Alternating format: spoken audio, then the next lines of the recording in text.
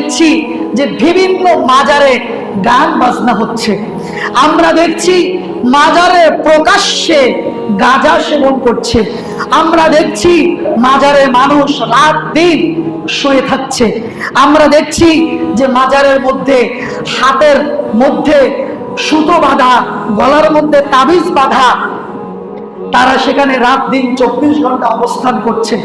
মাজারের মধ্যে জিকির করা হচ্ছে, এমনকি মাজারের মধ্যে সালাত আদায় করা হচ্ছে।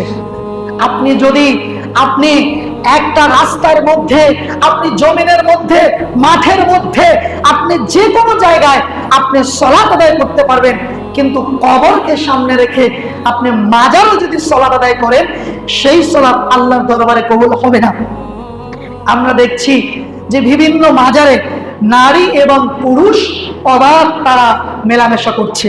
প্রিয় ভাইরা আমার, এজন্য এই সমস্ত অনৈতিক যে সমস্ত মাজার আছে, সেই সমস্ত মাজার জিয়ারত করা তো দূরের কথা, এই মাজারকে ভেঙে মাটির সাথে গুঁড়িয়ে দিতে হবে।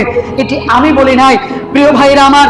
তাই তো রাসূলুল্লাহ সাল্লাল্লাহু আলাইহি ওয়াসাল্লাম বলেছেন, তিরমিজির 1049 নম্বর হাদিস, রাসূলুল্লাহ সাল্লাল্লাহু আলাইহি ওয়াসাল্লাম বলছেন, আলী তুমি ছাড়বে না কোন উঁচু মাজার, তুমি ছাড়বে না কোন মূর্তি, তুমি ছাড়বে না কোন ছবি, তুমি যেখানেই পাবে সমস্ত মাজার ভেঙে, তুমি সমস্ত মূর্তি ভেঙে, সমস্ত ছবি ভেঙে সব তুমি একবারে মাটির সাথে তুমি গুঁড়িয়ে দাও।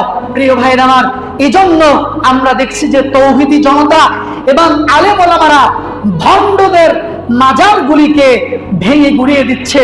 সুতরাং প্রিয় ভাইরা আমার, যেই সমস্ত মাজারগুলিতে অনৈতিক কাজ হচ্ছে, যেই সমস্ত মাজারগুলোতে শিরিক হচ্ছে, যেই সমস্ত মাজারগুলোতে বিদআত হচ্ছে, সেই সমস্ত মাজার বাংলার বুকে একটিও থাকতে পারবে না। সমস্ত মাজার ভেঙে মাটির সাথে গুঁড়িয়ে দিতে হবে, ঠিক কিনা বলেন? প্রিয় ভাইরা আমার, আমরা দেখছি দেওয়ানবাগীর মাজার, এই ভণ্ড দেওয়ানবাগী, সে বলেছিল ফাতিমা রাদিয়াল্লাহু তাআলা আনহা তার স্ত্রী, বলেন নাউজুবিল্লাহ, তার সাথে নাকি বিবাহ হয়েছে, সে নাকি আল্লাহর দূত, তাকে দেখলে নাকি আল্লাহকে দেখা হয়। এরকম ভণ্ডের মাজার, এই সমস্ত ভণ্ডের মাজার ভেঙে একবারে মাটির সাথে গুঁড়িয়ে দিতে হবে। সুরেশ্বরীর মাজার ভেঙে ফেলতে হবে, রাজার বাগের মাজার ভেঙে ফেলতে হবে, খান জাহানের মাজার ভেঙে ফেলতে হবে, গোলাপশার মাজার ভেঙে ফেলতে হবে, আট রশির মাজার ভেঙে ফেলতে হবে, মাইজবান্ডারির মাজার ভেঙে ফেলতে হবে, তালা বাবার মাজার, ল্যাংটা বাবার মাজার, শাহপরানের মাজার, শামাখদুমের মাজার, এরকম ভাবে যেই সমস্ত মাজারগুলিতে সিজদা হচ্ছে, যেই সমস্ত মাজারগুলিতে নারী পুরুষ অবাধ মেলামেশা করছে, আমরা এই সমস্ত মাজার বাংলার বুকে একটাও দেখতে চাই না। সমস্ত মাজার ভেঙে মাটির সাথে গুঁড়িয়ে দিতে হবে, ঠিক কিনা বলেন? প্রিয় ভাইয়েরা আমার, এগুলো ইসলাম কখনোই সমর্থন করে না। কখনো কোনো ছবি, কোনো মূর্তি, কোনো ভাস্কর্য, সে যত বড়ই নেতা হোক না কেন, তার কোনো ছবি, তার কোনো ভাস্কর্য, তার কোনো মূর্তি বাংলার জমিনে থাকতে দেওয়া হবে না। প্রিয় ভাইরা আমার, কারণ এগুলো হচ্ছে ইসলাম কখনোই সমর্থন করে না।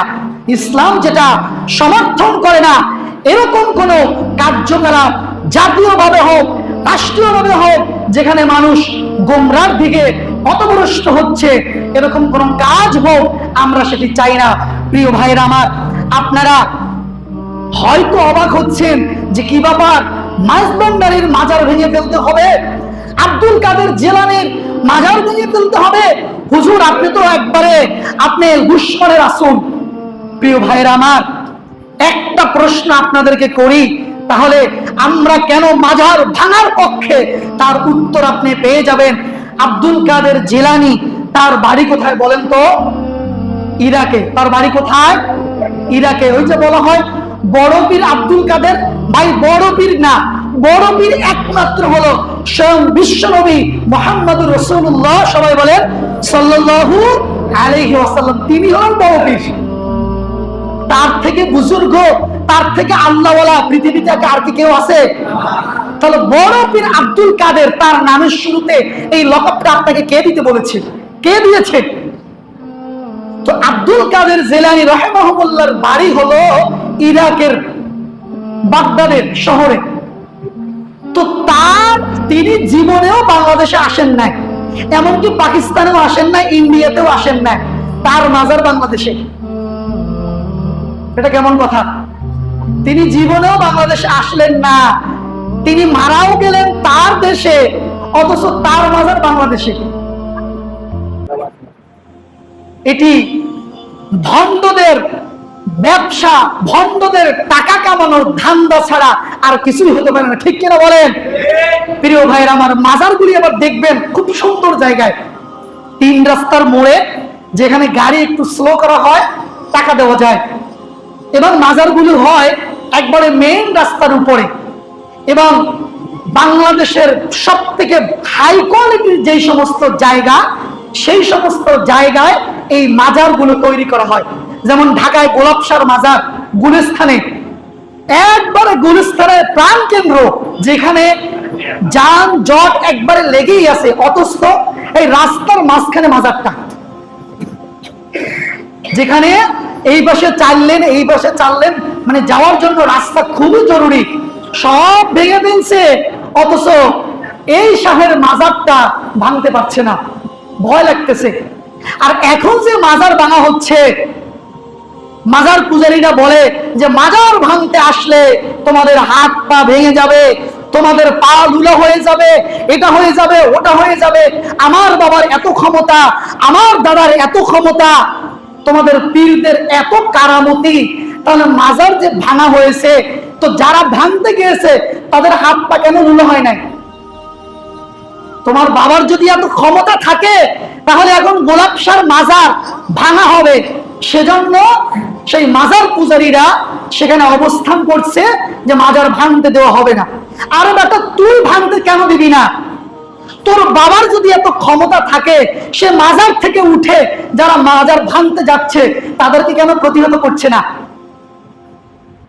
অথচ ওই মাজারে তোমরা টাকা দিচ্ছ, ওই মাজারের কাছে সন্তান চাওয়া হইতো যার নিজের কোনো অস্তিত্ব নাই, নিজের কোনো ক্ষমতা নেই, নিজেকেই নিজে রক্ষা করতে পারছে না, নিজের মাজার নিজেই রক্ষা করতে পারছে না, তার সাঙ্গবাঙ্গরা রক্ষা করছে, আবার বলতেছে আমার বাবার অনেক ক্ষমতা আছে,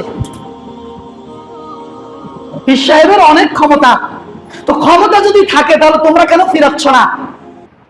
প্রিয় ভাইরা আমার, এজন্য আমরা বলি বাংলাদেশের একটি মাজারও নেই যেই মাজারে শিরিক বিদআত হয় না। বাংলাদেশের 99% মাজারে শিরিক বিদআত হচ্ছে, এবং এই মাজারে গিয়ে মানুষ তারা মুশরিক হচ্ছে, তাদের ঈমান হারাচ্ছে। 2020 সালে মাজারকে গণনা করা হয়েছে যে উল্লেখযোগ্য মাজার কতগুলো বাংলাদেশে আছে। উল্লেখযোগ্য মাজার হলো 950টা উল্লেখযোগ্য মাজার বাংলাদেশে।